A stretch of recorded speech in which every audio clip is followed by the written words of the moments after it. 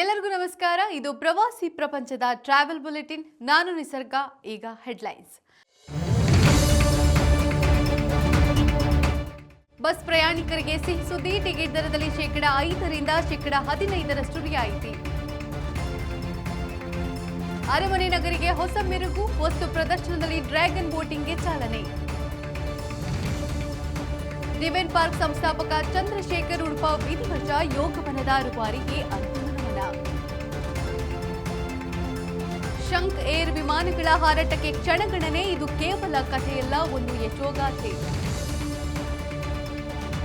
Beer company ರಾಯಭಾರಿ ಕ್ರೆಗ್ ಸಾಹು ಅಪರೂಪದ ತಳಿಯ ಆನೆ ಈಗ ನೆನಪು ಮಾತ್ರ. ವಿಮಾನ ಪ್ರಯಾಣಕ್ಕೆ ಮತ್ತೊಂದು ಸ್ಟ್ರಿಕ್ಟ್ ರೂಲ್. ಇನ್ಮುಂದೆ ಪವರ್ ಬ್ಯಾಂಕ್ ಬಳಕೆ ಸಂಪೂರ್ಣ ಬಂದ್. ಬಸ್ ಪ್ರಯಾಣಿಕರಿಗೆ ಕೆಎಸ್ಆರ್ಟಿಸಿ ಹೊಸ ವರ್ಷದಲ್ಲಿ ಸಿಹಿ ಸುದ್ದಿಯೊಂದನ್ನು ನೀಡಿದೆ. ಕೆಎಸ್ಆರ್ಟಿಸಿ ಟಿಕೆಟ್ ದರದಲ್ಲಿ ಶೇಕಡ 5ರಿಂದ ಶೇಕಡ 15ರಷ್ಟು ರಿಯಾಯಿತಿ ಘೋಷಿಸಲಾಗಿದ್ದು, ಎಲ್ಲಾ ರೀತಿಯ ಕೆಎಸ್ಆರ್ಟಿಸಿ ಬಸ್ಗಳಲ್ಲಿ ಪ್ರಯಾಣಿಕರಿಗೆ ಶೇಕಡ 10ರಿಂದ ಶೇಕಡ 15ರವರೆಗೆ ದರಗಳನ್ನು ಇಳಿಕೆ ಮಾಡಿ ಆದೇಶವನ್ನು ಹೊರಡಿಸಲಾಗಿದೆ. ಈ ಆದೇಶ ಜನವರಿ 5ರಿಂದಲೇ ಜಾರಿಗೆ ಬಂದಿದ್ದು, ಪ್ರಯಾಣಿಕರ ಅನುಕೂಲಕ್ಕಾಗಿ ಈ ನಿರ್ಧಾರ ಕೈಗೊಳ್ಳಲಾಗಿದೆ ಎಂದು ರಾಜ್ಯ ಸಾರಿಗೆ ಸಚಿವಾಲಯ ತಿಳಿಸಿದೆ. 4 ಅಥವಾ ಹೆಚ್ಚಿನ ಪ್ರಯಾಣಿಕರು ರಿಸರ್ವೇಷನ್ ಮಾಡಿದ್ದಲ್ಲಿ ಶೇಕಡ 5ರಷ್ಟು ರಿಯಾಯಿತಿ ಹಾಗೂ 1 ಹಾಗೂ 2 ಸ್ಥಳಗಳ ಬುಕಿಂಗ್ ಒಟ್ಟಿಗೆ ಮಾಡಿದ್ದಲ್ಲಿ ಶೇಕಡ 10ರಷ್ಟು ರಿಯಾಯಿತಿ ನೀಡಲಾಗ್ತಾ ಇದೆ. ಪ್ರತಿಷ್ಠಿತ ಸಾರಿಗೆಗಳಾದ Rajahamsa, non AC sleeper, Airavat club class, AC sleeper, multi axle AC sleeper ಮಾದರಿಯ ಸಾರಿಗೆಗಳ ಪ್ರಯಾಣ ದರಗಳಲ್ಲಿ ಈ ರಿಯಾಯಿತಿ ಲಭ್ಯವಿದ್ದು, ಪ್ರಯಾಣಿಕರ ಜೇಬಿನ ಆರೋಗ್ಯಕ್ಕೆ ರಾಜ್ಯ ಸಾರಿಗೆ ಸಂಸ್ಥೆ ಮತ್ತಷ್ಟು ಒತ್ತು ನೀಡಿದೆ. ಸಾಂಸ್ಕೃತಿಕ ನಗರಿ ಮೈಸೂರು ಕರ್ನಾಟಕ ಪ್ರವಾಸೋದ್ಯಮದ ಕೇಂದ್ರವೆಂದು ದೇಶ ವಿದೇಶಗಳಿಂದ ಬರುವ ಪ್ರವಾಸಿಗರ ಟ್ರಾವೆಲ್ ಲಿಸ್ಟ್ನಲ್ಲಿ ಮೈಸೂರಿಗೆ ಮಹತ್ವದ ಸ್ಥಾನವಿದೆ. ದಸರಾ ನಂತರವೂ ಪ್ರವಾಸಿಗರನ್ನ ಸೆಳೆಯುವ ನಿಟ್ಟಿನಲ್ಲಿ ಕರ್ನಾಟಕ ವಸ್ತು ಪ್ರದರ್ಶನ ನಿರಂತರವಾಗಿ ತೆರೆದಿರುತ್ತದೆ. ಇದೀಗ ಪ್ರವಾಸಿಗರನ್ನ ದೊಡ್ಡ ಮಟ್ಟದಲ್ಲಿ ಆಕರ್ಷಿಸಲು ದುಬೈ ಮಾಡೆಲ್ ಹೆಸರಿನಲ್ಲಿ ಯೋಜನೆಯೊಂದಕ್ಕೆ ಚಾಲನೆ ದೊರೆತಿದೆ. ಇಲ್ಲಿನ ರಾಜೀವ್ ಗಾಂಧಿ ಡ್ರ್ಯಾಗನ್ ಕೊಳವು ದುಬೈ ಮಾದರಿಯಲ್ಲಿ ನಿರ್ಮಾಣವಾಗಿದೆ. ಸುಮಾರು 3,59,00,000 ರೂಪಾಯಿ ವೆಚ್ಚದ ಡ್ರ್ಯಾಗನ್ ಬೋಟಿಂಗ್ ಕೂಡ ಪ್ರಾರಂಭವಾಗಿದೆ. ಈ ಯೋಜನೆಯನ್ನ ಮೈಸೂರು ಜಿಲ್ಲಾ ಉಸ್ತುವಾರಿ ಸಚಿವ ಮಹದೇವಪ್ಪ ಉದ್ಘಾಟನೆ ಮಾಡಿದ್ದಾರೆ. ಡ್ರ್ಯಾಗನ್ ಬೋಟಿಂಗ್ ಅನ್ನು ದುಬೈ ಮಾದರಿಯಲ್ಲಿ ನಿರ್ಮಾಣ ಮಾಡಲಾಗಿದ್ದು, ಇದಕ್ಕೆ ರಾಜೀವ್ ಗಾಂಧಿ ಡ್ರ್ಯಾಗನ್ ಪಾಂಡ್ ಎಂದು ಹೆಸರಿಡಲಾಗಿದೆ. ಪ್ರವಾಸಿಗರನ್ನ ತನ್ನತ್ತ ಸೆಳೆಯುವಲ್ಲಿ ಯಶಸ್ವಿಯಾಗಿರುವ ಕರ್ನಾಟಕ ವಸ್ತು ಪ್ರದರ್ಶನಕ್ಕೆ ಡ್ರ್ಯಾಗನ್ ಪಾಂಡ್ ಹೊಸ ಮೆರುಗನ್ನು ನೀಡಿದೆ. ಡಿವೈನ್ ಪಾರ್ಕ್ ಸಂಸ್ಥಾಪಕರಾದ ಡಾಕ್ಟರ್ ಚಂದ್ರಶೇಖರ್ ಉಡುಪ ಇಂದು ಮುಂಜಾನೆ ಹೃದಯಾಘಾತದಿಂದ ನಿಧನರಾಗಿದ್ದಾರೆ. ಸ್ವಾಮಿ ವಿವೇಕಾನಂದರ ಜೀವನ ಮತ್ತು ವ್ಯಕ್ತಿತ್ವವನ್ನ ಆದರ್ಶವಾಗಿಸಿಕೊಂಡಿದ್ದ ಅವರು ಸುಮಾರು 5 ದಶಕಗಳಿಂದ ಡಿವೈನ್ ಪಾರ್ಕ್ ಮೂಲಕ ಆರೋಗ್ಯ ಮತ್ತು ಆಧ್ಯಾತ್ಮ ಕ್ಷೇತ್ರಗಳಲ್ಲಿ ತನ್ನದೇ ಛಾಪನ್ನು ಮೂಡಿಸಿದ್ರು.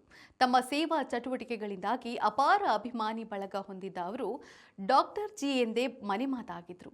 ಚಂದ್ರಶೇಖರ್ ಉಡುಪ ಅವರು ಪತ್ನಿ, ಪುತ್ರ ಡಾಕ್ಟರ್ ವಿವೇಕ ಉಡುಪ, ಪುತ್ರಿ ಮತ್ತು ಸೊಸೆ ಸೇರಿದಂತೆ ತುಂಬು ಕುಟುಂಬವನ್ನ ಹಾಗೂ ಅಪಾರ ಸಂಖ್ಯೆಯ ಅಭಿಮಾನಿಗಳನ್ನ ಅಗಲಿದ್ದಾರೆ.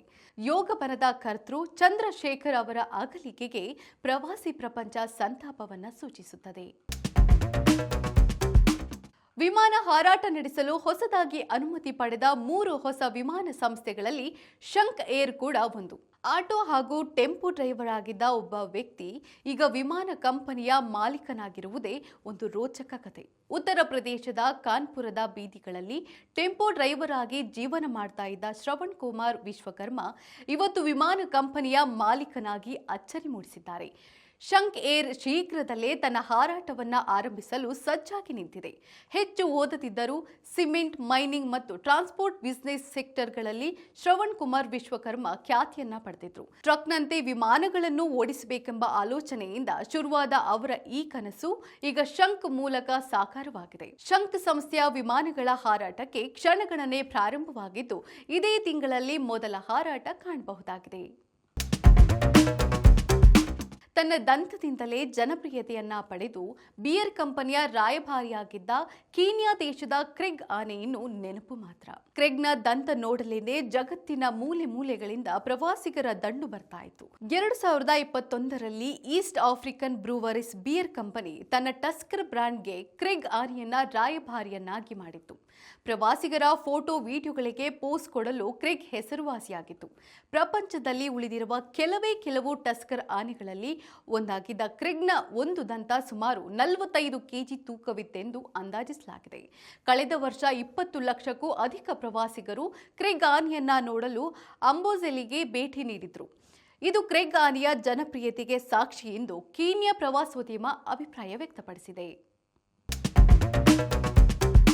ವಿಮಾನ ಪ್ರಯಾಣಿಕರ ಸುರಕ್ಷತಾ ದೃಷ್ಟಿಯಿಂದ ಡಿಜಿಸಿಎ ನಿಯಮಗಳನ್ನು ಕಠಿಣಗೊಳಿಸಿದೆ. ಲಿಥಿಯಂ ಬ್ಯಾಟರಿಗಳಿಂದ ಆಗಬಹುದಾದ ಬೆಂಕಿ ಅನಾಹುತಗಳನ್ನು ತಡೆಗಟ್ಟಲು ವಿಮಾನಗಳಲ್ಲಿ ಪವರ್ ಬ್ಯಾಂಕ್ಗಳ ಬಳಕೆ ಹಾಗೂ ಚಾರ್ಜ್ ಮಾಡುವಿಕೆಯನ್ನು ನಿರ್ಬಂಧಿಸಲಾಗ್ತಾ ಇದೆ. ಇನ್ನು ಮುಂದೆ ವಿಮಾನದಲ್ಲಿ ಪ್ರಯಾಣಿಸುವಾಗ ಫೋನ್ ಅಥವಾ ಇತರ ಗ್ಯಾಜೆಟ್ಗಳನ್ನು ಸೀಟ್ ಪವರ್ ಔಟ್ಗಳ ಮೂಲಕ ಚಾರ್ಜ್ ಮಾಡುವಂತಿಲ್ಲ ಎಂಬ ಆದೇಶ ಹೊರಬಿದ್ದಿದ್ದು, ಮುನ್ನೆಚ್ಚರಿಕಾ ಕ್ರಮವಾಗಿ ಈ ನಿರ್ಧಾರ ಕೈಗೊಳ್ಳಲಾಗಿದೆ ಎಂದು ಡಿಜಿಸಿಎ ತಿಳಿಸಿದೆ. ನವೆಂಬರ್ನಲ್ಲಿ ಡಿಜಿಸಿಎ ಬಿಡುಗಡೆ ಮಾಡಿದ ಡೇಂಜರಸ್ ಗೂಡ್ಸ್ ಅಡ್ವೈಸರಿ ಸರ್ಕ್ಯುಲರ್ನಲ್ಲಿ ಈ ವಿಚಾರ ತಿಳಿಸಿತ್ತು. ಪವರ್ ಬ್ಯಾಂಕ್ಗಳು ಸೇರಿದಂತೆ ಚಾರ್ಜರ್ ಇತ್ಯಾದಿಗಳನ್ನು ಲಗೇಜ್ನಲ್ಲಿ ಇರಿಸುವಂತಿಲ್ಲ. ಹ್ಯಾಂಡ್ ಬ್ಯಾಗ್ಗಳಲ್ಲಿ ಮಾತ್ರ ಪವರ್ ಬ್ಯಾಂಕ್ ಅನ್ನು ಕೊಂಡೊಯ್ಯಬಹುದು ಎಂಬುದು ಅದರಲ್ಲಿ ಸ್ಪಷ್ಟವಾಗಿ ತಿಳಿಸಲಾಗಿತ್ತು. ಈಗ ಕ್ವಿಜ್ ಟೈಮ್. ಇಂದಿನ ಪ್ರಶ್ನೆ: ಯುರೋಪ್ ಖಂಡದ ಯಾವ ದೇಶ ಭೂಪಟದಲ್ಲಿ ದೋಣಿ ಆಕಾರದಲ್ಲಿ ಕಾಣುತ್ತದೆ?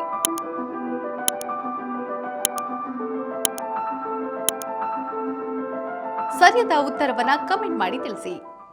ಇದಾಗಿತ್ತು ಇವತ್ತಿನ ಟ್ರಾವೆಲ್ ಬುಲೆಟಿನ್. ನೋಡ್ತಾ ಇರಿ ಪ್ರವಾಸಿ ಪ್ರಪಂಚ, ವಿಹಾರವೇ ವಿಶ್ವ. ನಮಸ್ಕಾರ. ಪ್ರವಾಸಿ ಪ್ರಪಂಚ.